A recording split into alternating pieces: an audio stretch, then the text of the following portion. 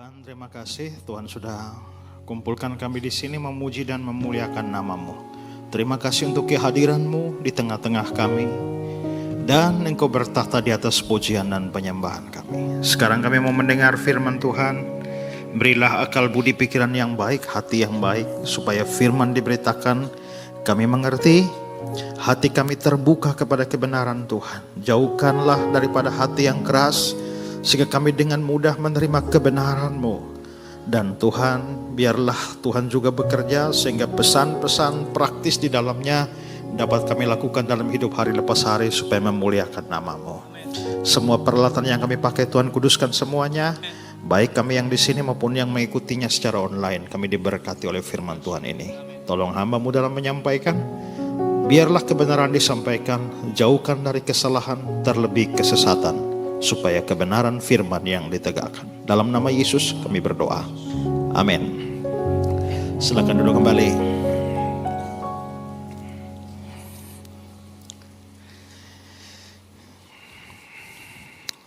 Shalom.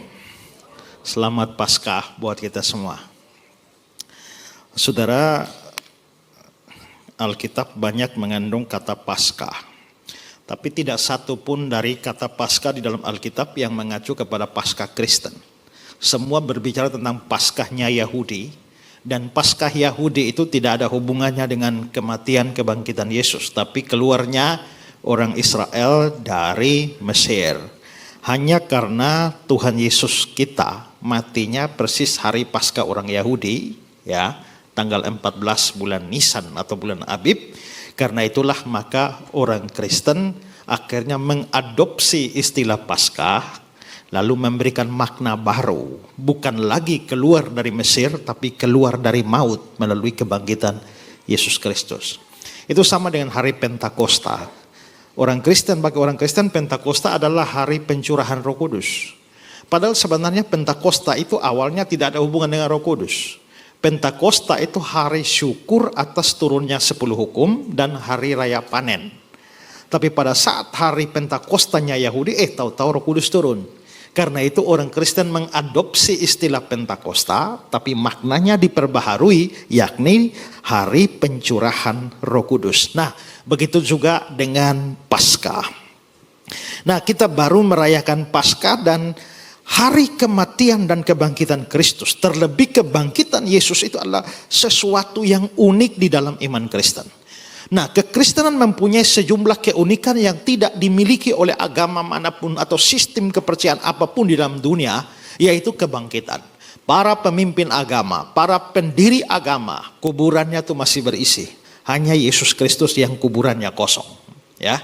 Karena itulah kita bersyukur bahwa Tuhan kita bukan hanya mati, tetapi juga bangkit dari antara orang mati, mengalahkan kematian. Dan karena itu ada harapan bagi kita untuk kehidupan bahkan setelah kematian. Nah, Bapak Ibu Saudara-saudara, saya dalam kaitan dengan Paskah, saya mau mengajak kita belajar firman Tuhan.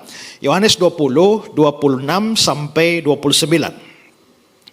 8 hari kemudian murid-murid Yesus berada kembali dalam rumah itu dan Thomas bersama-sama dengan mereka.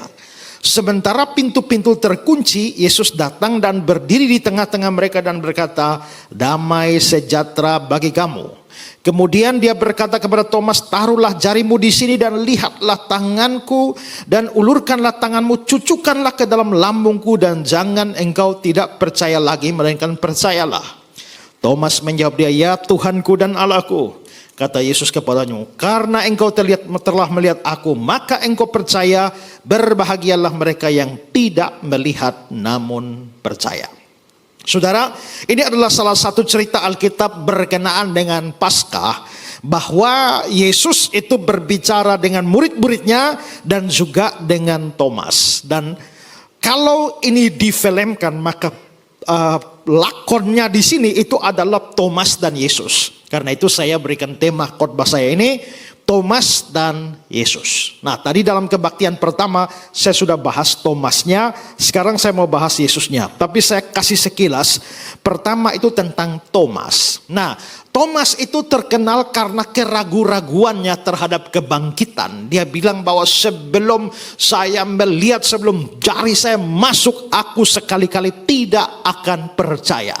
Thomas itu meragukan kebangkitan Kristus. Tapi ada yang bagus dari Thomas.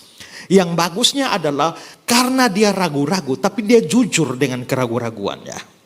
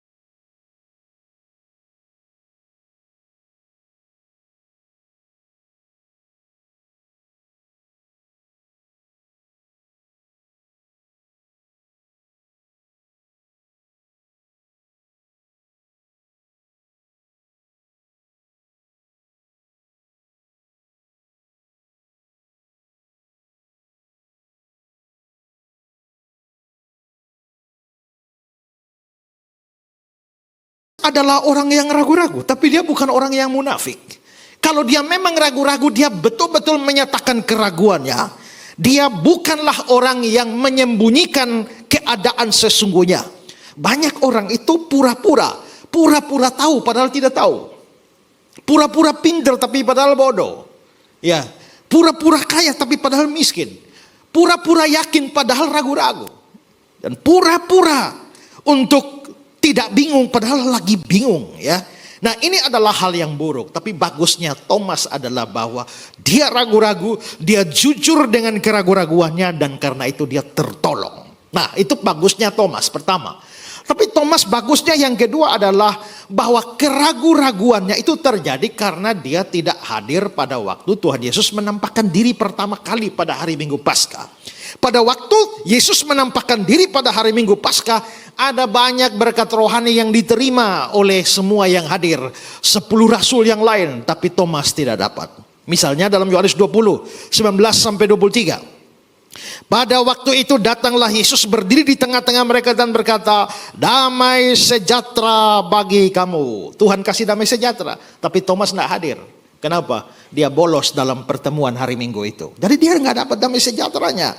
Lalu dikatakan bahwa murid-murid itu bersuka cita ketika mereka melihat Tuhan. Yang lain bersuka cita, tapi Thomas tidak dapat sukacitanya. Kenapa? Karena dia bolos dalam pertemuan Minggu itu. Ayat 21.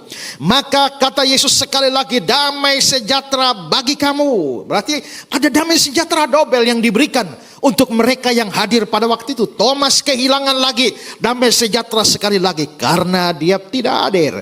Lalu Yesus bilang, sama seperti Bapa mengutus aku, demikian juga sekarang aku mengutus kamu. Ada pengutusan khusus dari Yesus kepada 10 rasul yang lain. Thomas tidak diutus. Kenapa? Karena dia bolos hari Minggu itu. Lalu ayat 22, terimalah Roh Kudus. Semua rasul yang lain dapat Roh Kudus. Thomas tidak dapat karena bolos. Ayat 23, jikalau kamu mengampuni dosa orang, dosanya diampuni. Jikalau kamu menyatakan dosa orang tetap ada, dosanya tetap ada. Ada kuasa menyatakan pengampunan dari Tuhan. Semua rasul yang lain dapat, Thomas tidak dapat. Kenapa? Karena bolos dalam pertemuan Minggu itu, ya. Jadi Thomas memang gagal, ya. Tapi bagusnya Thomas adalah setelah minggu kemarin tidak datang, minggu berikutnya dia datang. Karena itulah Yesus waktu menampakkan diri kedua kali di ayat 26. 8 hari kemudian, 8 hari dari hari Minggu itu menurut hitungan orang Yahudi kembali hari Minggu. Jadi hari Minggu lagi, ya, Kemudian murid-murid Yesus berada dalam rumah itu, Thomas bersama-sama mereka. Sementara pintu terkunci, Yesus datang berdiri di tengah mereka dan berkata, damai sejahtera bagi kamu. Kali ini Thomas sudah ada. Berarti Thomas mendapatkan damai sejahtera. Ya. Jadi Thomas pernah kehilangan banyak berkat rohani gara-gara bolos hari Minggu. Tapi pada minggu berikut dia kembali datang, sehingga pada akhirnya dia juga dapat damai sejahtera. Itu kira-kira ringkasan khotbah saya kebaktian pertama tadi, ya. Nah, sekarang saya mau soroti Yesusnya. Nah, saudara-saudara, kita bisa melihat bahwa saat minggu kedua Yesus menampakkan diri kepada murid-muridnya, Thomas ada di sana. Nah, karena sebelumnya Thomas itu begitu ragu-ragu tentang kebangkitan Yesus. Perhatikan ayat 25 Yohanes 20. Maka kata murid-murid yang lain kepadanya, kami telah melihat Tuhan. Tapi Thomas berkata, sebelum aku melihat bekas paku pada tangannya, sebelum aku mencucukkan jariku ke dalam bekas paku itu, mencucukkan tanganku ke dalam lambungnya, sekali-kali aku tidak akan percaya. Ini skeptisisme yang begitu kuat dari Thomas. Dia sama sekali tidak mau percaya kalau dia belum lihat. Nah, karena Thomas begitu tidak percaya, pada waktu minggu berikutnya ketika Tuhan Yesus datang dan Thomas ada di sana, Yesus mengucapkan ayat 27. Kemudian dia berkata pada Thomas, taruh jarimu di sini. Lihatlah tanganku, ulurkanlah tanganmu dan cucukkanlah ke dalam lambungku, dan jangan engkau tidak percaya lagi, melainkan percayalah. Saudara-saudara, 10 murid yang lain bersaksi, kami telah melihat Tuhan. Thomas tidak percaya. Saudara-saudara, di dalam budaya pada waktu itu, perempuan itu dianggap sebagai orang yang tak bisa dipercaya. Itulah sebabnya di dalam kasus-kasus penting, misalnya dalam saksi di pengadilan, perempuan tidak boleh bersaksi. Itulah sebabnya kenapa Tuhan Yesus tidak pilih rasul perempuan, semua laki-laki. Karena sesuai budaya waktu itu, kalau perempuan yang dipilih tidak akan dipercaya. Kalau kesaksian laki-laki dipercaya. Nah, sekarang saudara, ada 10 rasul, semuanya laki-laki bersaksi, kami telah melihat Tuhan. Tapi itu tidak membuat Thomas percaya. Dia tetap meragukan kebangkitan Kristus. Lalu dia bilang, sebelum aku lihat bekas pakunya, sebelum tanganku mencucukkan ke dalam lambungnya, aku sekali-kali tidak akan percaya. Berarti menurut Thomas, dia baru mau percaya kalau Yesus muncul di depan dia, kalau dia lihat bekas pakunya, kalau tangannya masuk ke lambung Yesus, baru dia mau percaya. Dengan kata lain, dia mengharapkan sesuatu yang spektakuler. Kesaksian teman-teman tidak membuat dia percaya. Kesaksian rasul-rasul yang lain tetap tidak bisa meyakinkan dia. Dia mau berpikir, kalau dia lihat langsung, kalau terjadi sesuatu yang lebih hebat daripada kesaksian, kalau terjadi sebuah mujizat di depan saya, baru saya percaya. Dan saudara lihat, ternyata Tuhan Yesus muncul. Dan mari Thomas, lihatlah, rabalah, cucukkanlah. Thomas mengharapkan sebuah mujizat, lebih daripada sekadar kesaksian. Dan Tuhan Yesus menjawab dia dengan membuat mujizat kebangkitan nyata di depan dia. Nah, kalau begitu kita bisa melihat bahwa ternyata Tuhan Yesus mengikuti maunya Thomas. Ini sesuatu yang menarik. Tetapi saudara-saudara, bahwa Yesus ikut maunya Thomas, itu tidak boleh dijadikan dasar bahwa Tuhan selalu mau ikut maunya kita. Tidak. Karena apa saudara-saudara? Karena kalau kita bandingkan dengan banyak ayat di dalam kitab suci, Tuhan tidak selamanya ikut maunya orang. Kalau maunya orang itu cocok dengan maunya Tuhan, Tuhan akan melakukan itu. Tapi kalau maunya orang itu tidak cocok dengan maunya Tuhan, maka Tuhan tidak akan melakukan itu. Dan karena itulah tidak semua orang yang mengharapkan sebuah keajaiban di dalam Alkitab selalu mendapatkan keajaiban. Saudara lihat ketika Lukas 16 cerita orang kaya dengan Lazarus. Sementara orang kaya itu menderita sengsara di alam maut, dia bilang, Bapak Abraham, suruh Lazarus bawa air ke sini, celupkan jarinya dan bawa air ke sini. Atau dia bilang, suruhlah Lazarus keluar dan beritahu saudaraku, 5 saudaraku jangan masuk ke sini. Apakah permohonannya yang bersifat mujizat itu dikabulkan oleh Tuhan? Tidak. Orang-orang Yahudi juga menghendaki tanda-tanda dan mujizat-mujizat supaya mereka percaya. Tapi Paulus berkata dalam 1 Korintus 1, 22-23. Orang-orang Yahudi menghendaki tanda, orang-orang Yunani mencari hikmat, tapi kami beritakan Kristus yang disalibkan. Maksudnya adalah seandainya ada mujizat besar, kami akan percaya. Tetapi Paulus berkata tidak. Kami hanya memberitakan Kristus yang dibangkitkan. Kalau kamu mau percaya, percaya. Banyak orang hanya mau percaya kalau ada mujizat. Sementara kalau tidak ada mujizat, mereka tidak percaya.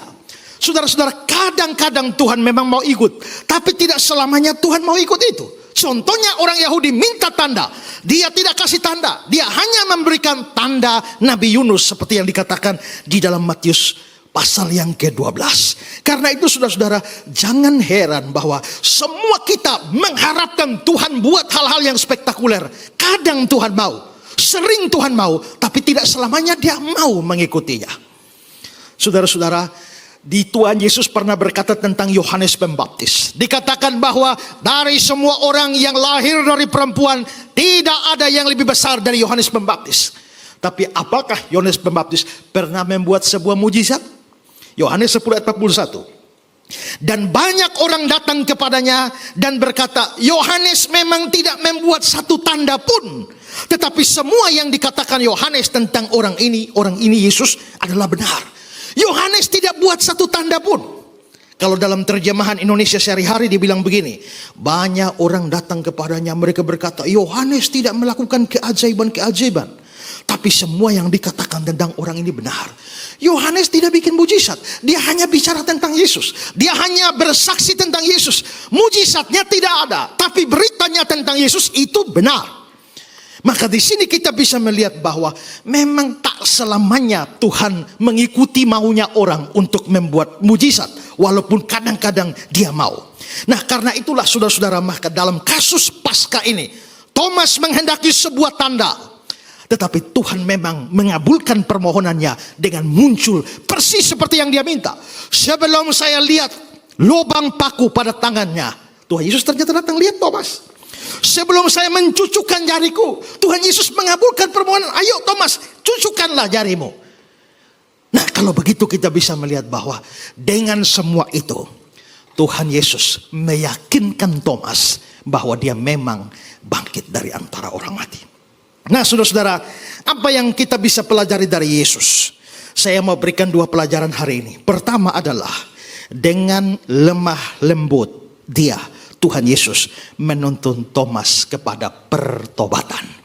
Thomas begitu ragu-ragu, dan kita bisa lihat bahwa nada yang nampak di sini, ayat 27, taruhlah jarimu di sini dan lihatlah tanganku. Ulurkanlah tanganmu dan cucukkanlah lambungku, dan jangan engkau tidak percaya lagi, melainkan percayalah. Nampak di sini kesan bahwa Yesus dengan lembut berusaha meyakinkan dan mengalahkan skeptisisme dari Thomas. Thomas begitu keras, dia tidak akan percaya. Tapi dengan lembut Tuhan Yesus memberikan bukti yang membuat Thomas pada akhirnya percaya tanpa harus mencucukkan jarinya ke dalam lambungnya Yesus. Nah, apa yang Yesus lakukan ini penting. Bahwa dia ada seorang murid yang tidak percaya. Ada seorang murid yang tidak beriman. Ada seorang murid yang jatuh. Tapi dengan lembut Tuhan Yesus menuntun dia kembali pada iman, kembali pada keyakinan, kembali bangkit. Apa yang dilakukan Yesus pada Thomas ini? Menjawab nubuatan di Yesaya 2 ayat yang ketiga. Buluh yang patah terkulai tidak akan diputuskannya. Sumbu yang pudar nyalanya tidak akan dipadamkannya. Tapi dengan setia dia menyatakan hukum. Bulu yang patah terkulai. Thomas seperti bulu yang patah terkulai, tapi Tuhan tidak memutuskannya. Thomas seperti sumbu yang pudar nyalanya, tapi Tuhan tidak padamkannya. Dengan lembut dia kembali meneguhkannya, kembali membuatnya bercahaya. Dan disinilah kita bisa lihat Tuhan Yesus dengan begitu lembut menuntun Thomas kembali kepada imannya. Matthew Henry bilang begini, dia tidak akan memutuskan bulu yang patah terkulai.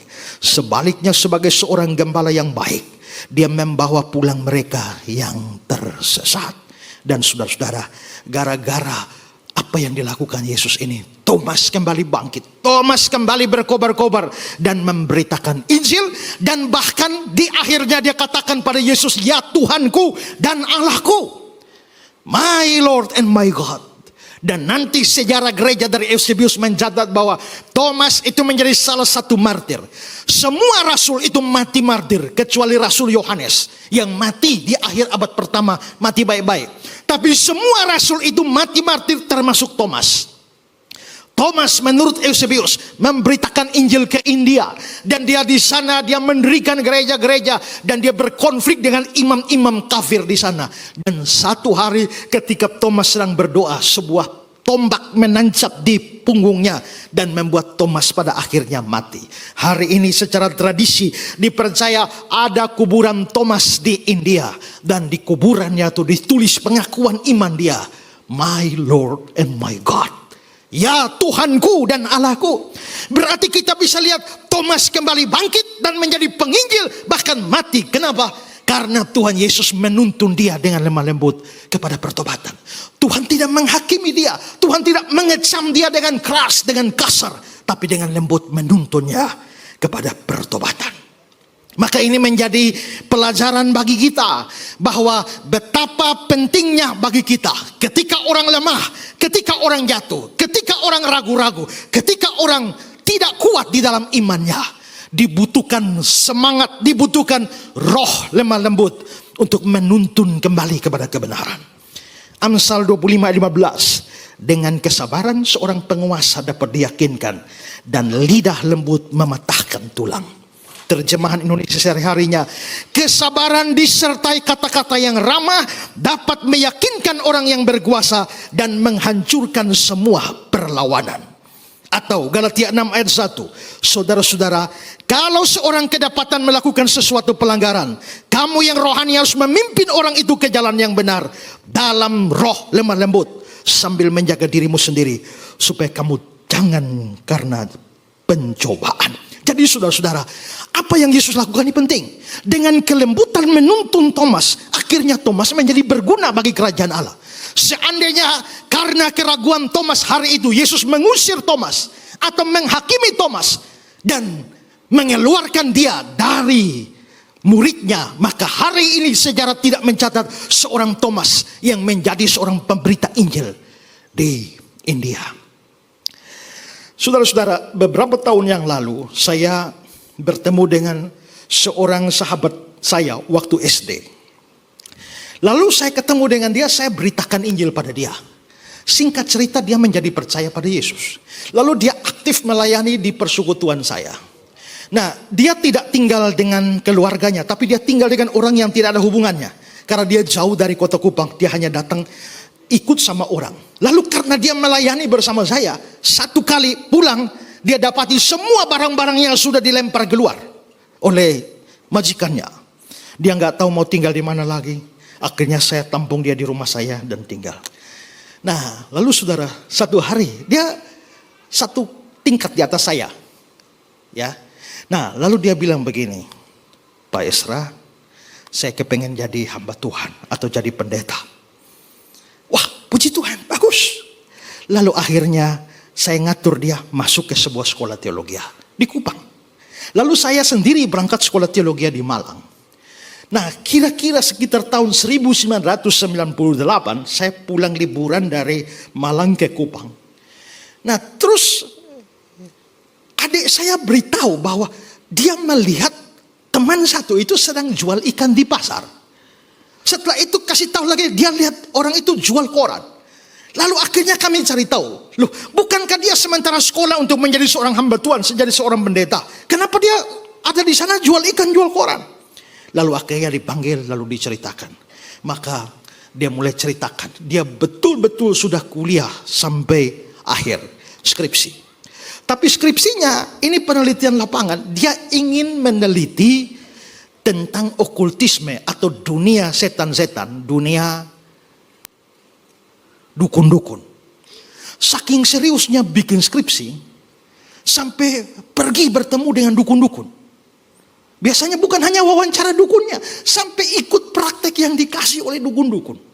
Sampai akhirnya dia terlibat okultisme, bagaimana caranya bertemu dengan kuntilanak, itu dia ikut tuh. Ya. Sehingga dikasih, kalau mau ketemu kuntilanak tuh ada benang khusus yang harus diikat di antara pohon pisang yang satu dengan pohon pisang kedua, ada apa-apa lagi, lalu ada mantra khusus kalau mau ini. Nanti kalau kuntilanak datang, itu akan bunyi seperti burung. Maka dia ada di kampus sekolah teologi. Nah, belajar Alkitab, tapi tiba-tiba bunyi seperti burung, dia sadar kuntilanaknya datang, langsung lari ke pohon pisang. Begitu terus, sampai itu dicurigai oleh kawan-kawannya. Ada apa ini ya? Akhirnya mereka diam-diam mengamati dia. Sampai mahasiswa yang lain, sampai dosen, sampai kesimpulan. Ini mahasiswa teologi. Ini pasti main okultisme, main kuasa gelap. Dan gara-gara itu, dia dipecat dari sekolah. Dan selesailah sudah mimpi dia menjadi hamba Tuhan. Pada waktu itu saya terus terang saya agak marah sebenarnya. Saya jengkel, kok kalau kamu mau skripsi meneliti dukun lalu harus percaya dukun ini? Kalau kita mau meneliti pelacur maka kita harus jadi pelacur. Ya. Kalau mau meneliti tentang penjahat kita jadi penjahat itu bagaimana? Tapi di sisi yang lain saya sadar bahwa dia memang jatuh. Semua orang membuang dia, sekolah membuang dia, gereja membuang dia. Bahkan karena dia disponsori satu gereja yang di satu kampung itu juga menolak dia. Saya pikir kalau saya ikut-ikutan menolak dia, kasihan sekali. Akhirnya saya panggil dia, saya bicara baik-baik, tuntun dia pada pertobatan. Masih mau sekolah, masih mau jadi hamba Tuhan, masih paham. Akhirnya saya memikirkan solusinya karena saya pernah tolong orang lain dan dengan cara yang sama, dan sekarang jadi dosen. Saya kontak dia, kamu sudah dosen sekolah teologi, sekarang kamu tolong teman yang satu ini ya. Bagaimana caranya? Dia kan pernah kuliah, kita tidak bohong, dia betul-betul pernah kuliah, transkrip nilainya ada, atur dia supaya bisa. Dan akhirnya dia pergi ke sana dan kuliah. Lalu setelah itu tamat, dan setelah tamat pergi masuk pelayanan di pedalaman suku-suku Dayak di Kalimantan sana. Berapa tahun kemudian ketemu dengan saya, dan hari ini masih melayani di sana. Kira-kira sudah 17 gereja di suku-suku terasing sana. Dia menangkan bagi Tuhan. Waktu saya dengar begitu saya bilang, Tuhan, seandainya dulu saya ikut membuang dia, tidak pernah muncul satu penginjil yang Tuhan pakai luar biasa membangun 17 gereja. Dari situ saya sadar, ada banyak orang yang jatuh, ada banyak orang yang lemah imannya, ada banyak orang yang gagal. Tapi bagaimana kita bersikap seperti Yesus dengan kelembutan menuntun pada pertobatan. Saudara, kadang bukan orang tidak mau terima nasihat kita atau masukan kita, mungkin caranya. Ya, seorang pelihara anjing, lalu dia baca di internet minyak ikan itu bagus bagi anjing. Akhirnya dia pergi beli minyak ikan, sampai di rumah dia panggil anjingnya, lalu dia jepit lehernya, dia buka mulutnya, dia tuang minyak ikan di mulut anjing. Anjingnya memberontak. Begitu anjing memberontak, minyak ikan jatuh, tumpah di lantai. Dia marah, dia jengkel, dia naik ke lantai 2. Berapa saat kemudian dia turun, dia lihat, minyak ikan tadi sudah tidak ada. Rupanya dijilatin oleh anjing sampai habis. Lalu dia bilang, kenapa anjingnya jilatin minyak ikan? Tadi kan tidak mau. Lalu dia pikir, apakah anjing memang tidak suka minyak ikan? Atau sebenarnya anjing tidak suka cara dia memberi minyak ikan? Lalu dia simpulkan, bukan, kalau anjing tidak suka minyak ikan, tidak mungkin dia minum lagi, jilatin lagi. Tapi pasti anjing tidak suka cara dia. Minyak ikan bagus, tapi cara dia memasukkan minyak ikan itu tidak disukai oleh anjing. Banyak kali nasihat kita tidak diterima, bukan karena nasihatnya jelek, cara memberikannya, cara menyampaikannya. Karena itu belajar dari Tuhan Yesus, bagaimana kita menuntun orang yang gagal, orang yang lemah imannya, orang yang pernah jatuh, kembali kuat di dalam iman. Itu yang Tuhan Yesus lakukan bagi Thomas. Ya. Yang kedua adalah Tuhan menghendaki Thomas percaya pada kebangkitan. Ayat 27. Jangan engkau tidak percaya lagi, melainkan percayalah. Setelah menuntun Thomas, dia menyimpulkan, Thomas, jangan engkau tidak percaya lagi, melainkan percayalah. Kata-kata ini menunjukkan bahwa percaya Yesus betul-betul bangkit dari antara orang mati, itu sesuatu yang penting. Seperti saya katakan tadi, itu uniknya iman Kristen. Tidak ada agama manapun yang mempunyai konsep kebangkitan. Saudara-saudara, kenapa kalau saudara pergi ke Mesir ada piramid-piramid yang besar?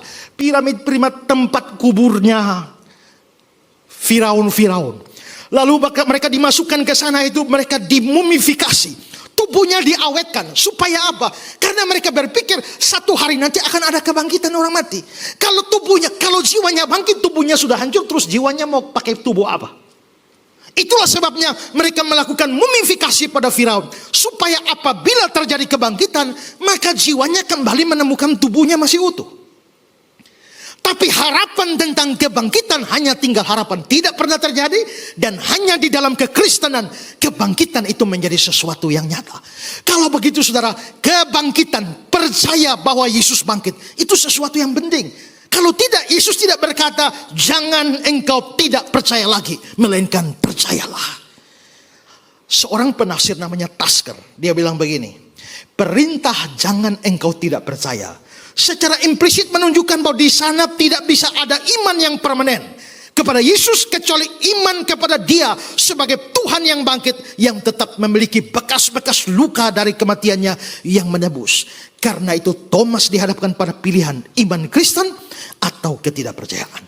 Saudara, mengapa sampai percaya Yesus bangkit itu penting? Ini sangat penting. Kenapa sangat penting? Karena kalau kamu tidak percaya Yesus bangkit, kamu tidak mungkin selamat. Roma 10 ayat 9. Sebab jika kamu mengaku dengan mulutmu bahwa Yesus adalah Tuhan, percaya dalam hatimu bahwa Allah membangkitkan Dia dari antara orang mati, kamu akan diselamatkan. Jadi kalau orang tidak percaya Yesus bangkit, dia tidak mungkin selamat. Di dunia ini ada banyak orang tidak percaya Yesus bangkit. Jangankan dalam agama lain, bahkan di dalam agama Kristen pun ada banyak yang tidak percaya Yesus bangkit. Mungkin di kalangan orang awam tidak. Tetapi bahkan para teolog besar, para pendeta-pendeta yang liberal, mereka tidak percaya Yesus bangkit. Kenapa? Saya yakin ada setan kerja di baliknya. Makanya orang tidak percaya Yesus bangkit. Karena kalau sampai percaya, diselamatkan, setan tidak mau dia selamat. Karena itu setan berusaha meyakinkan dia Yesus tidak bangkit dari antara orang mati. Saudara-saudara, sepanjang dunia ini sejarah, selalu ada banyak teori yang diberikan untuk membuktikan Yesus tidak bangkit. Dari Alkitab kita tahu teori pertama, Yesus tidak bangkit tapi mayatnya dicuri orang oleh murid-muridnya. Itu tidak masuk akal. Kalau Yesus tidak bangkit, mayatnya dicuri, batu kubur itu bertonton, ada tentara yang jaga di situ. Bagaimana murid-murid bisa menggeser batu kubur yang bertonton tanpa membangunkan satu prajurit pun? Kedua, kalau saudara baca di Alkitab, waktu masuk ke kubur Yesus itu ternyata kain peluh dan kain kafannya sudah rapi, terlipat di situ. Saudara, kira-kira kalau murid-murid mau curi mayat Yesus, apa mereka bawa sekalian dengan kain kafannya nanti buka di sana, atau mereka perlu buka di dalam kuburan? Lipat rapi-rapi lagi. Kalau saudara masuk rumah orang mau curi TV. Begitu ambil TV pas mau lari, lihat, piring belum cuci dulu. Baju belum setrika, habis baru lari. Itu pencuri bodoh. Seandainya mayat Yesus memang dicuri, mestinya bawa, tidak ada kain kafan tertinggal di situ. Jadi adalah omong kosong kalau mayat Yesus dicuri. Yang lain berkata dengan teori pingsan, Yesus itu tidak mati, hanya pingsan saja. Tapi saudara-saudara, melihat penyaliban Yesus yang begitu mengerikan, tak mungkin hanya pingsan. Kedua saudara, kalau Yesus memang pingsan siuman 3 hari kemudian, kira-kira sudah bisa jalan-jalan. Hancurnya tubuh, bahkan Leon Morris berkata bahwa begitu dicambuk itu, bukan cambuk kayak cambuk sapi itu. Saudara kalau lihat The Passion of the Christ, itu seperti besi-besi logam yang ditarik, tarik itu seluruh isi dagingnya keluar. Makanya Leon Morris berkata, orang kalau sampai dicambuk, belakangnya tuh menjadi seperti bubur. William Hendrickson berkata bahwa kadang-kadang isi perut itu bisa dilihat dari belakang. Saking hebatnya pencambukan. Dengan cambuk semacam itu, dengan ini tulang belakang, bagian belakang yang sudah jadi bubur, saudara bayangkan ketika dia naik di atas kayu salib dan perlu bernapas kan? Itu berarti punggung yang Sudah jadi bubur itu harus bergesekan dengan kayu kasar, kayu salib. Itu betapa mengerikannya. Belum lagi tangan kaki itu. Sekarang saudara, seandainya dia tidak mati, hanya siuman saja dari pingsan, menurut saya 1 tahun baru bisa jalan. Tapi ini bayangkan, dalam 3 hari kemudian, tidak sampai 3 hari 3 malam, itu cuma 1 hari 2 malam, mati Jumat jam 3 sore, lalu Minggu pagi-pagi sudah keliling, sudah menampakkan diri begitu banyak. Kalau ini hanya siuman, mustahil bisa jalan-jalan. Jadi tidak masuk akal. Yang lain berkata teori halusinasi. Mungkin Yesus tidak bangkit hanya berhalusinasi. Murid-murid hanya halusinasi. Coba kalau mungkin mama saudara meninggal, pas hari ketiga waktu nyuci piring di belakang lihat mama ada. Itu namanya halusinasi. Tapi mungkinkah murid-murid berhalusinasi? Tidak mungkin. Kenapa? Karena halusinasi biasanya terjadi hanya beberapa detik. Begitu saudara lihat mama, panggil orang lain datang lihat mama di pohon pisang, mama sudah tidak ada. Hanya beberapa detik, tapi penampakan Yesus 40 hari. Saudara kalau lihat mama di pohon pisang tidak bisa ngobrol. Tapi ternyata Yesus bisa berbicara, bisa diraba. Maka tidak mungkin halusinasi. Yang lain bilang Yesus tidak bangkit, tapi hanya murid-murid bikin hoax, persokongkolan untuk menceritakan satu kabar bohong bahwa Yesus bangkit. Kalau memang murid-murid hanya cipta kabar bohong, Yesus tidak bangkit, terus kenapa kubur kosong? Kemana dia? Lalu lebih aneh lagi, para rasul rela mati demi berita kebangkitan. Hanya orang bodoh yang rela mati demi kebohongan yang dia ciptakan sendiri. Jadi semua teori tentang kebangkitan Yesus tidak bangkit, itu semua hoax. Nah memang pernah heboh saudara-saudara. Nah banyak teolog, banyak orang tidak percaya. Misalnya seorang yang namanya John Dominic Crossan, dia menulis dalam majalah Time. Dia bilang begini, setelah penyaliban, jasad Yesus mungkin dimakamkan di sebuah kubur yang dangkal dan hampir tidak tertutup tanah, kemudian dimakan oleh anjing-anjing liar. Cerita pemakaman Yesus kebangkitannya merupakan akibat dari keyakinan yang didasarkan pada keinginan dan bukan kenyataan. Mengapa John Dominic Crossan berkata begini? Karena begini saudara, tahun 1980 itu ditemukan di sebuah desa di Israel, namanya desa Talpiot. Itu ditemukan sebuah makam kuno yang dipercaya berasal dari 2000 tahun yang lalu. Makam kuno itu ada banyak peti mati dari batu, namanya osorium. Kalau saudara lihat gambar ini, inilah peti mati dari batu itu, dari osorium. Dan saudara, di situ ditemukan 10 osorium peti mati, dan masing-masing peti mati itu ada namanya. Nama yang pertama adalah Yosua bar Yosef, Yesus anak Yusuf.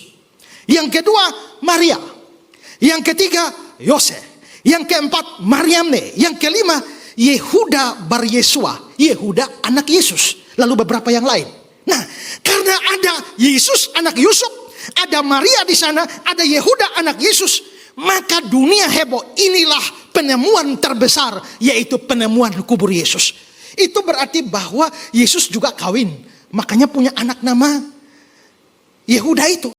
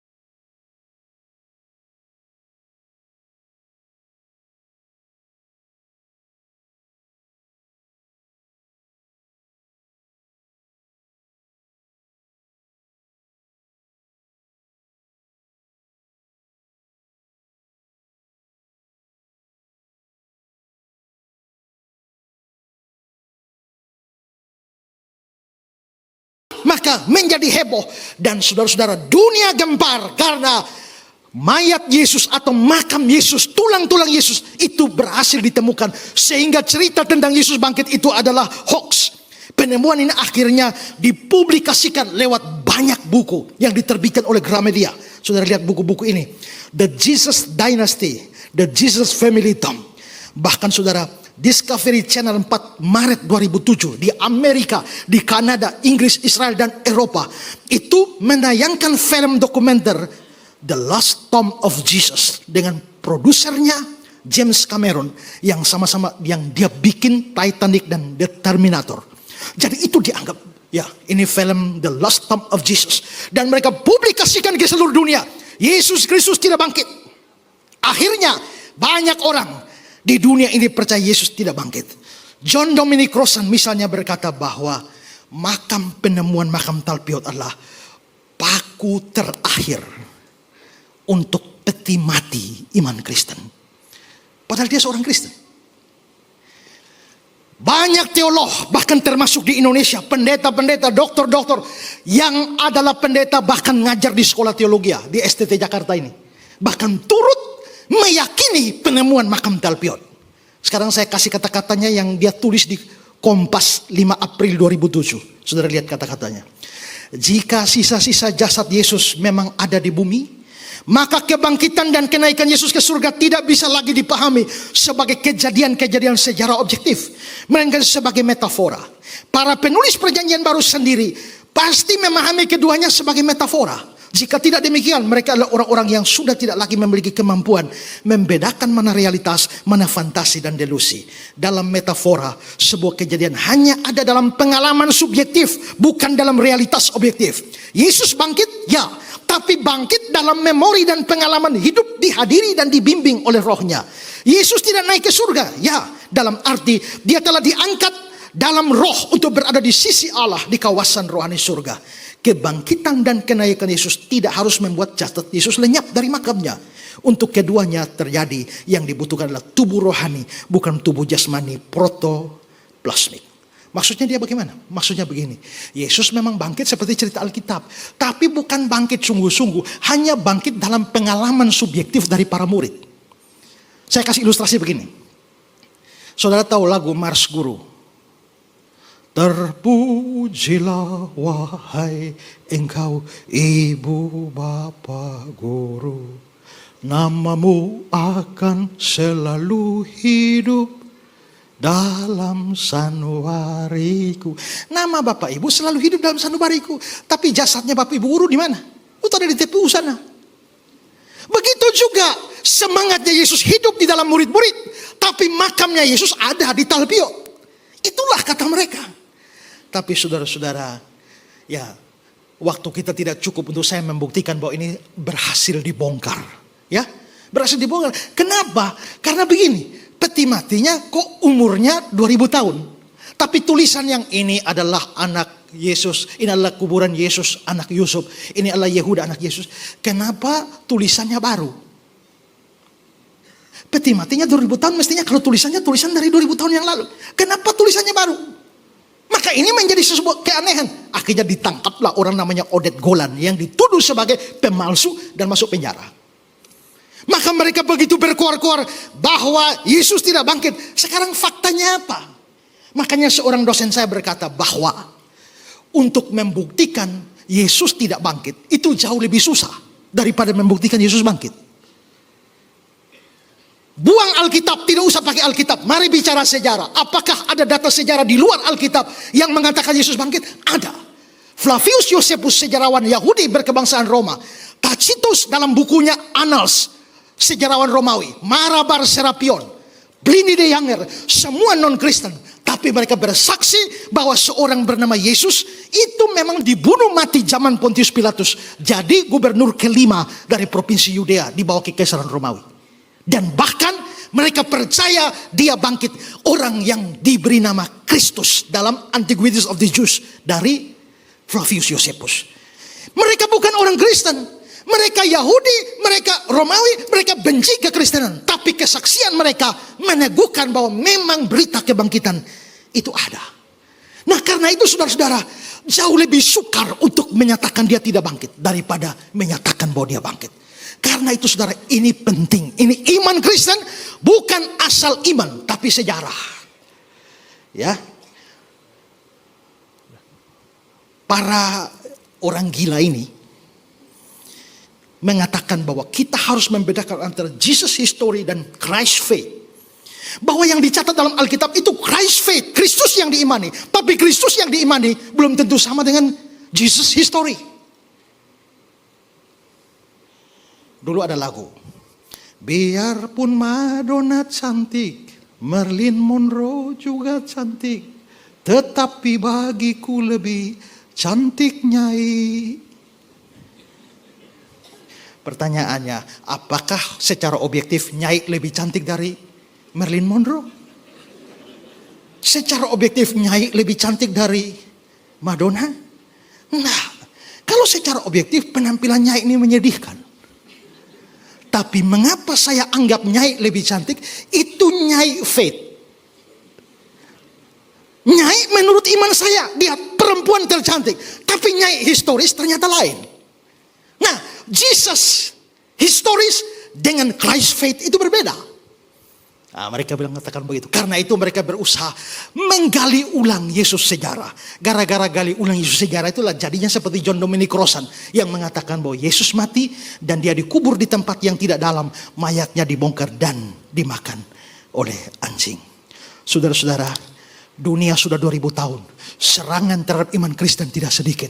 Banyak ajaran, banyak paham yang mencoba merongrong bahwa Kristus tidak bangkit dari antara orang mati. Tapi semua palu godam dari segala zaman menjadi hancur. Tapi iman Kristen bahwa Yesus telah bangkit tetap berdiri kokoh. Ya. Karena itu saudara-saudara, marilah kita percaya sungguh-sungguh pada kebangkitan Yesus. Mengingat kata-kata Petrus, 1 Petrus 1:8. Sekalipun kamu belum pernah melihat dia, namun kamu mengasihi dia. Kamu percaya kepada dia, sekalipun kamu sekarang tidak melihat dia. Kita nggak pernah lihat, tapi kita percaya bahwa Yesus betul-betul bangkit dari antara orang mati. Karena itu bagaimanapun ya, apapun yang terjadi, tetap percaya bahwa dia memang mulia. Dia mati, dia bangkit dan menyelamatkan kita. Ingat, tidak percaya ini kamu tidak selamat. Karena itu percayalah, Tuhan memberkati kita. Mari kita bangkit berdiri. Dia mati, dia bangkit. Dia bukan hanya bangkit, naik ke surga dan jadi raja buat kita. Menyelamatkan kita. Karena itu di dalam fakta ini kita hanya bisa memuji dan meninggikan dia.